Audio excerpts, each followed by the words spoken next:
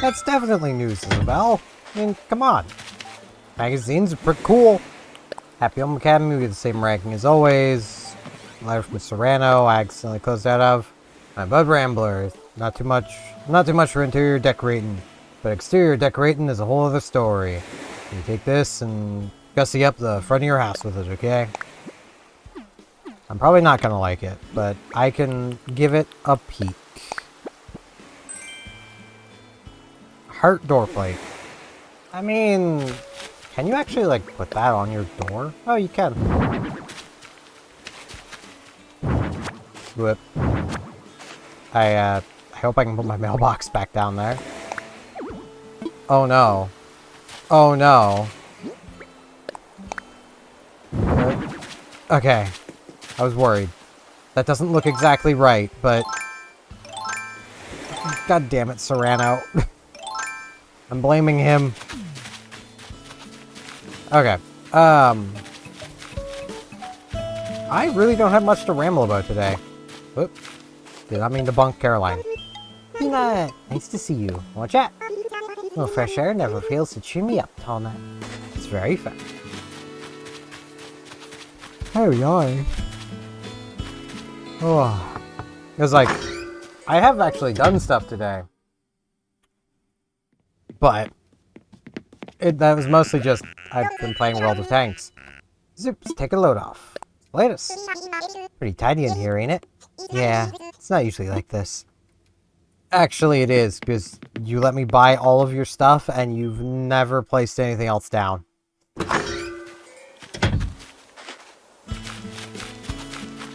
So, yeah. Oh, there's Pinky. Oh, Superstar! Sparkles! Watch out! Guess what? I was playing single-player hide-and-seek and I won! I'm so bored. Then play with me, darn it! I'll play you in hide-and-seek. I'll hide in the place you'll never think to find me. The ocean.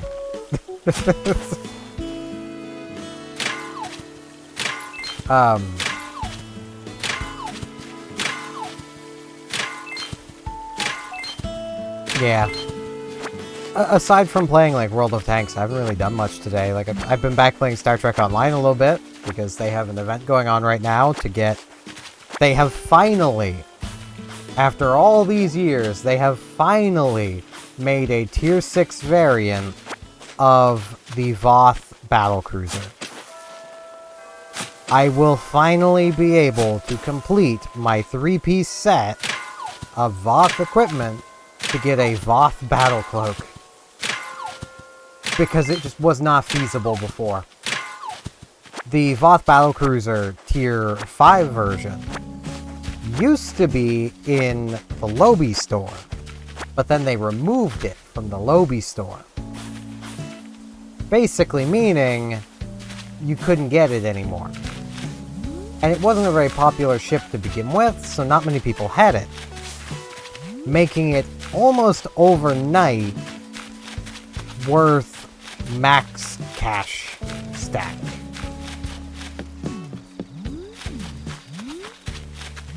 Which is a bit of a problem when there wasn't a Tier 6 version.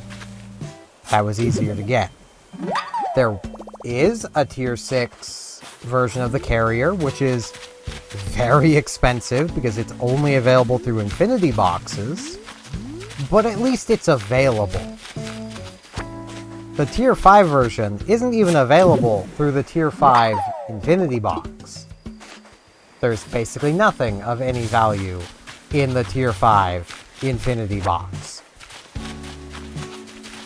Because everything in there, minus one ship, requires a Tier 5U module to be of any use. And yeah, that's just too much to expect. Hey Grandma, I thought you were Huh? Huh? Wait, did I fall asleep? Yeah, your grandma's still in her vacation home. She didn't come to yours.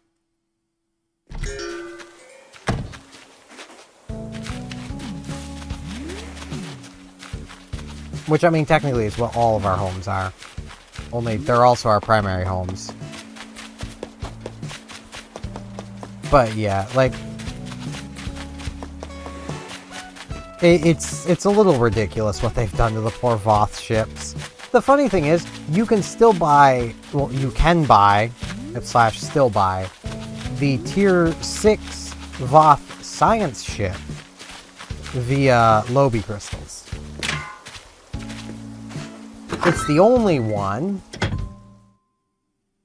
It's also arguably the one that is actually the best. So, you know. Alright, let's see.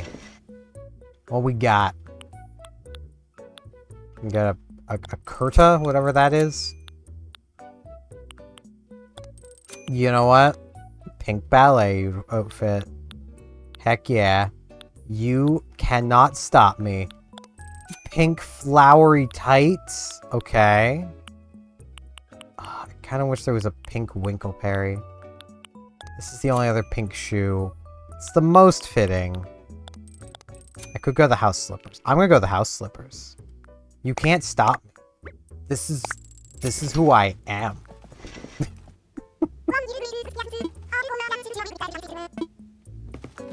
You cannot stop me. I'm too powerful. Makes me so happy that you'd come all this way to see us, even on a Sunday. You wanna know why? Because talking with you while I'm working is the best part of my day. Aww.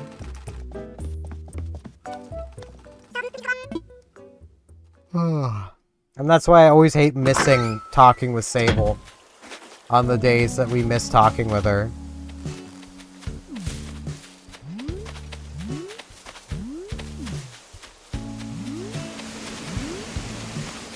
But yeah, from being back playing STO, guess what they did in the time I hadn't been playing? They re-added the event they removed. So I probably should have kept playing. Nice of you to stop by, but kind of preoccupied just now. Jamaican. Currently crafting a floral swag. Just see how I do at it. The always great way to learn by doing. I'm totally obsessed with it. Do I? I kind of wish that was an option. Because I don't remember getting floral swag at any point. But apparently I did. So... I can craft floral swag. Better watch out for my floral swag.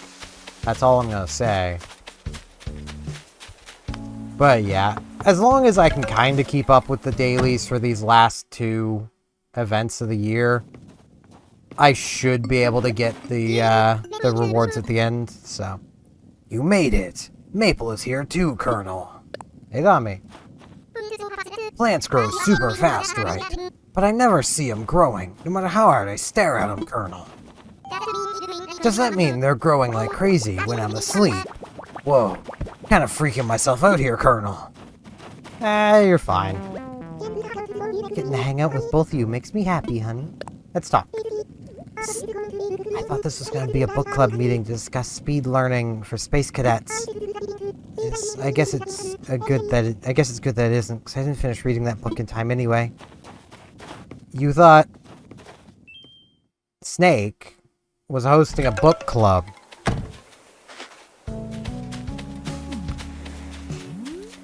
No. No, he's not.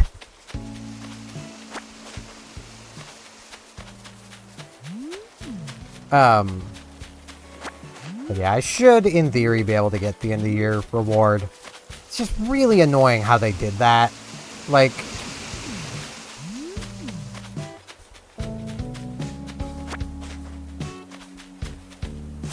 And honestly, if someone hadn't told me, hey, there's a Voth event going on, you know, I wouldn't have known. Even though I have no room for any more ships. And none to get rid of, either. Because that's the thing. I would get rid of, say, like, my Voth science ship. But, where it's in the Lobby store, the only way to get it is through buying its box. That basically means if I were to ever get rid of it, the only way I could ever get it back would be to buy it again. I suppose I do have a couple things I can get rid of. I've got my flight deck raptor I can get rid of on my main, which is where I'd be claiming the battlecruiser anyway. I haven't even looked at its stats. I wonder if it's a flight deck. That would be nice. If it was a full flight deck cruiser, that would be pretty cool. If it's just a battlecruiser with a single hangar bay, that's still pretty cool. Not ideal, but cool. Oh, jeez, I'm gassy. Because that's kind of the thing with Star Trek Online. You want the most damage you can possibly have. Well, to get that most damage, you kind of need to have a hangar bay, or two. Because otherwise, you're literally just leaving damage on the table. So, you really want ships with hangar bays, meaning that literally, even outside of playing a carrier to play a carrier, the optimal ships are carriers, played as regular DPS ships. It's why a lot of people fly the Constitution, or the D7, the temporal carriers, because they just simply have the best slots, as well as they come with some pretty cool weapons.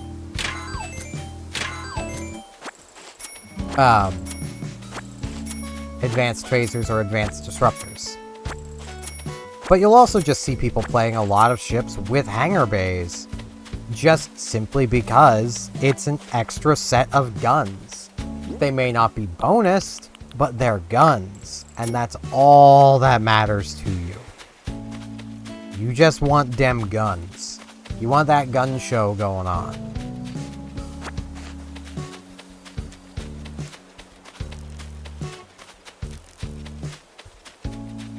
I also feel like I should and could talk about, well, I shouldn't, but not that I should is what I mean, but I could talk about that I was actually watching a bit of the Alliance Tournament feeder rounds, and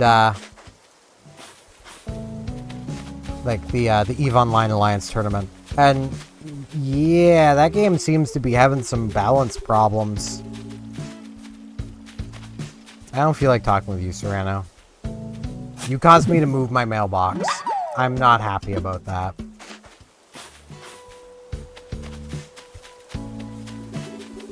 I already forget the name of the ship, but it's a pirate faction battlecruiser that uses breacher pods. The entire thing about this battlecruiser that makes it a problem seems to be the breacher pods. And I say this because, basically, what these breacher pods do is they fire boarding parties onto your ship. And these boarding parties cause, basically, damage over time. They inflict a dot. This damage over time from this battlecruiser is about 1,000 DPS. On top of the battlecruiser's own weapons being about 700. That means this one ship is basically 2 ships worth of DPS on apparently a pretty solid tank too.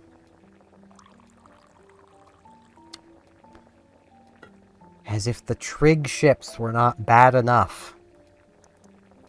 At least the trig ships took time to build up to that 2 ships worth of DPS on one ship from one gun. 1,000 DPS is more than most PvP battle cruisers get. Period. Like,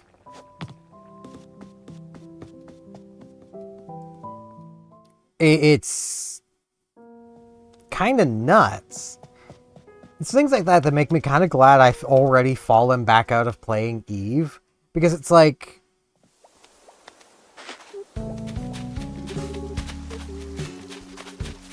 I just don't get what they're doing.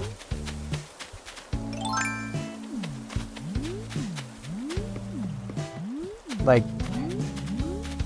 Especially, here's a beautiful thing. They were talking about some balance changes that are coming up for EVE Online in like 3 days. And one of those balance changes, because they literally haven't even made the patch notes like public yet. One of these balance changes is going to be a minor nerf to the amount of HP that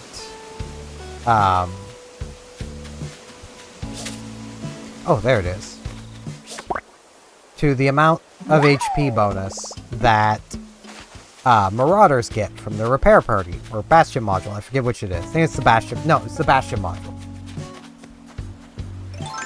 They are going to go from a 100% bonus to 60. A minor nerf.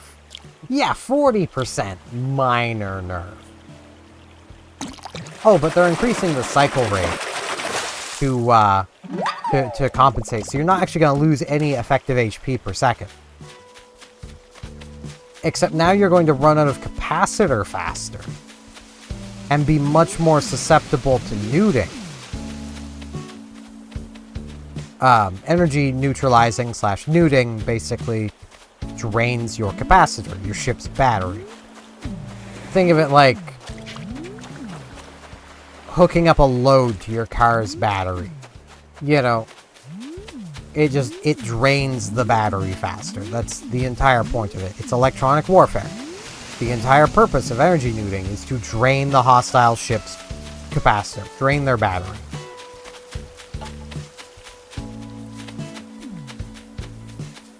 And having a faster cycle time on things, well, that causes problems.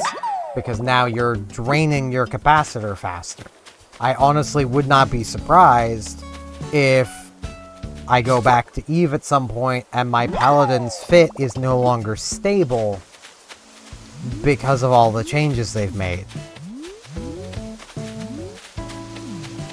And like, their whole thing is they keep nerfing Marauders. It's like, alright, how about you nerf their cost then? Like, if it hadn't been for their massive industrial change that made every capital ship more expensive, Marauders and Carriers were equivalent in cost. Like, they were both about 2 billion-ish. Actually, no, it was 1.4 billion. Yeah, an Archon was 1.4, a Paladin was 1.4. Now the Paladin is about 2 billion, and a Carrier is about 4 billion. Which, in my mind, does mean that, yes, the Carrier should be more effective than the Marauder. It should be. It costs twice as much, it should be more effective. And if it's not, it needs its production costs lower. The problem comes in when the Marauders aren't as good as their price tag would make you think. It's gotten to the point where it really does feel like the only use left for a Marauder is mission running. Which is just kind of sad. Marauders, on paper, are more or less meant to be high-sec dreadnoughts. They are the massive, heavily tanked thing in the back of your fleet, pounding away on large assets during a fleet fight in high-sec. much like how dreadnoughts were, on paper, meant to be used in low-sec and null-sec. In practice, you get dread blobs, which are almost exactly what they sound like. They are alliances fielding 150 to 200 dreadnoughts to just simply start alpha striking the opposing side away. Because that's where the arms races of EVE Online have gotten. Like, we don't need ships getting nerfed. What we need is, like... Yep, there goes my fishing rod. Okay. What we need is a reason to fight and lose ships so that these large groups fight and lose their ships faster than they can make them. Like, that's what we need.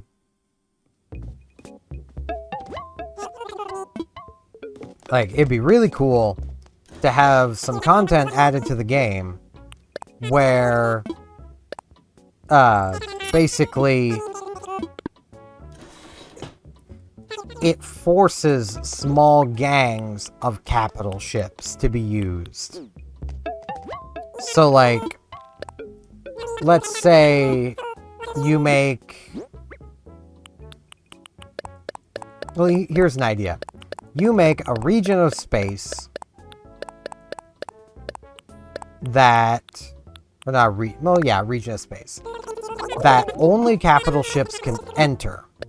That contains extremely valuable ore, so that you'll want to bring capital industrial ships inside. You know, give the Rorcal a definitive use. Even though it really shouldn't be a mining ship. Let's carry on its life as a mining ship. And also, only, let's say, 10 people from the same alliance can be in any of these sectors at a time. Now, this does open up for coalitions to still work together and get groups of, let's say, 30 to 50 ships. But that makes things a lot easier for a smaller gang that can only field 10 ships but really knows what they're doing, a la Rooks and Kings.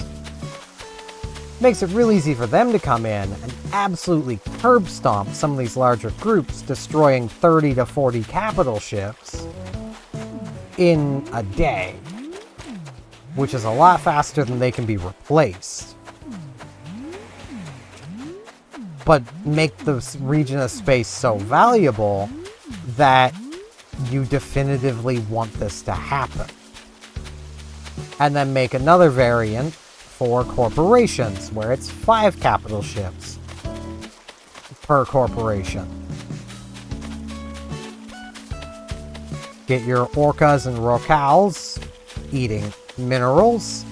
The corporation one is gotten into through high sec and low sec. The alliance one is gotten to from low sec and null sec and wormhole space. And I imagine you would find capital ships getting destroyed a lot more often than they are now, because they would almost have to be destroyed. If the region of space was sufficiently valuable enough, they would have to be destroyed. Golden trout. The real treasure, friendship. I do hear it's the best ship in the universe.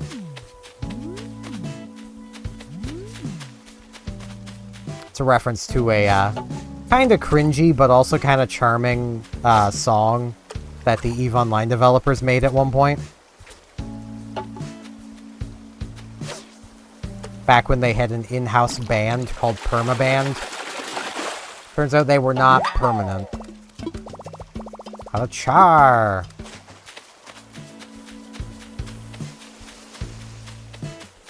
Which is a bit sad, honestly. Like, I miss Permaband. I think most of the EVE community misses Permaband. But the developers that were behind it, well, more the community managers that were behind it, left. a little before and some a little after the Pearl Abyss acquisition. Which I'm pretty sure Pearl Abyss is now seeking to sell CCP games. So, you know, if they haven't already.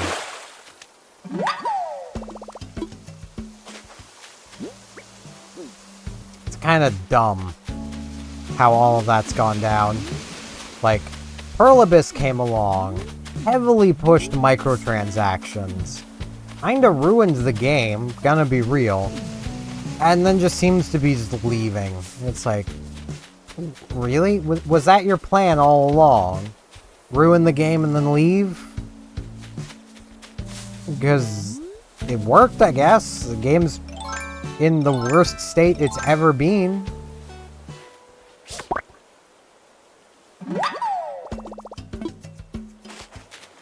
CCP is definitely in the mindset of anything new they add must be definitively better than anything before, or else no one's gonna care. They've basically entered Zoomer mindset. No offense to Zoomers, but a lot of games pointed towards the youth today, and really for the past, like, 10 years. That's just how the balancing works. Everything new is absurdly better than the things that came before it, because otherwise, why would they care? It's not like it's having a new experience. That's why they would care, but maybe I just think too highly of people, that they would, you know, just enjoy having new experiences to have instead of just being forced into the next thing. I'm still gassy. I don't like being gassy. Nah, I'm good, Blathers.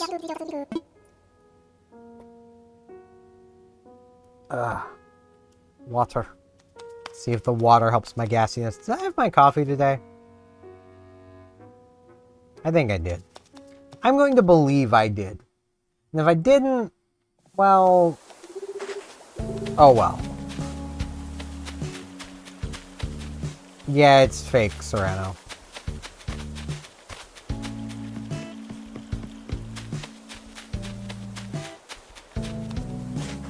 But yeah, like, I honestly feel bad for people growing up with the games being released today, at least the AAA games. The indie games, those are great.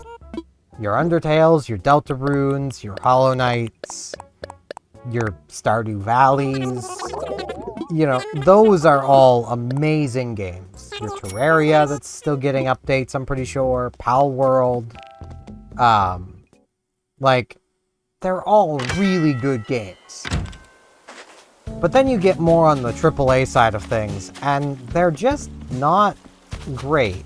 There are exceptions, but even those exceptions have problems that they wouldn't have in the past. Like, okay, I'm gonna sit in Diva's yard and I'm gonna soapbox for a bit. This is my soapbox. Like, Mario Kart World. I've enjoyed that game. And usually in games, freedom of motion or movement is things I like. I don't like it in a racing game. Because all that does is it takes the skill ceiling that in Mario Kart, the skill floor would be here, the skill ceiling is here. Mario Kart World, the skill ceiling, the skill floor is still here. The best players in World are immensely better than the worst players. And, like, they don't even stand a chance anymore. Back when they were more or less like this, well, someone who's here could still potentially beat someone who's here because there's a lot of luck involved. That's why they're so close. I would have liked to see the skill floor go this way. A little bit. Not the skill ceiling go way up here. You know. And you move the skill floor up a little bit, not by much, just a little bit, by just simply making items more impactful when used at optimal times. Now that does the people who are really bad at the game, that does push them out. But so does massively increasing the skill ceiling. Like, and then you get things like, let's just run through some other big AAA-esque titles. And I'm going to focus on MMOs a little bit here. Final Fantasy XIV. That is a AAA game studio making an MMO. It's crap. It's not bad, but it's crap. It's the kind of thing you would expect to see out of like a 2008 MMO still being pushed in 2025. Even World of Warcraft has moved on from how they were back then. Yes, there is the World of Warcraft Classic server where, for whatever inane reason, people wanted to relive 2008 MMO design. I do like me a good old MMO, but I prefer the quality of life of modern day MMOs on top of that.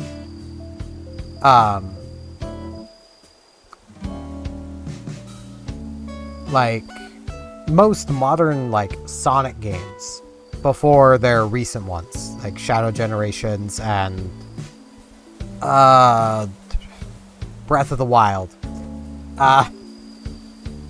Like, they're just not amazing. Like, the one that has Infinite in it, Sonic Forces.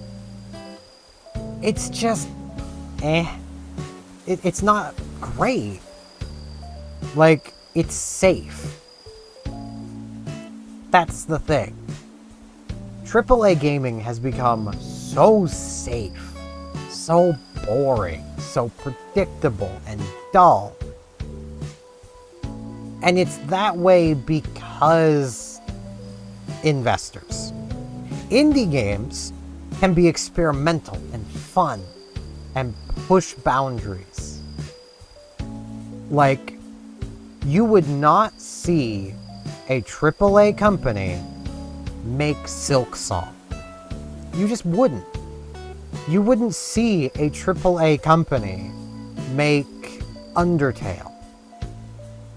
You wouldn't see a AAA company make, I don't know, Owl World.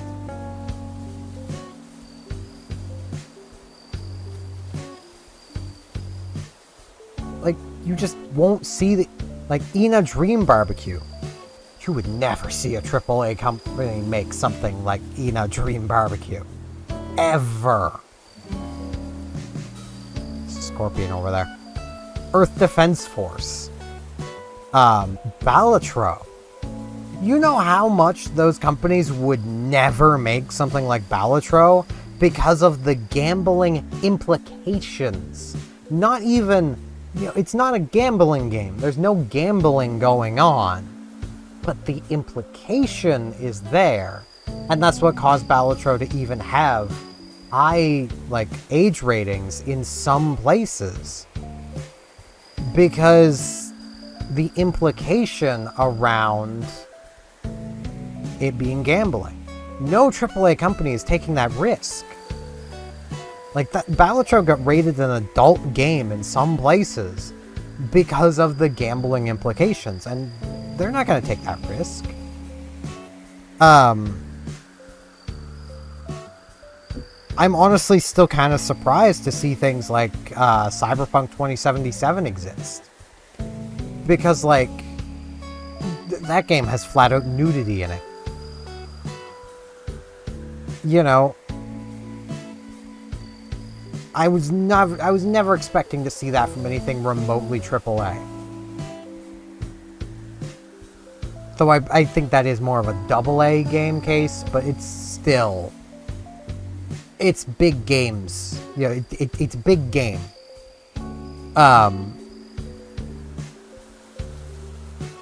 There's so many things you just would not see without indie games. And, like, the big AAA games are the ones that, in general, are the ones most pushed. So they're the ones that people becoming gamers today are most likely to be playing. And that's a shame, because they're not great games. Serrano just made Pinky mad. Why am I not surprised?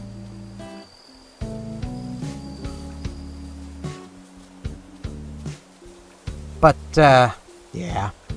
I'm gonna get off my soapbox now and end this episode off. It makes me sad.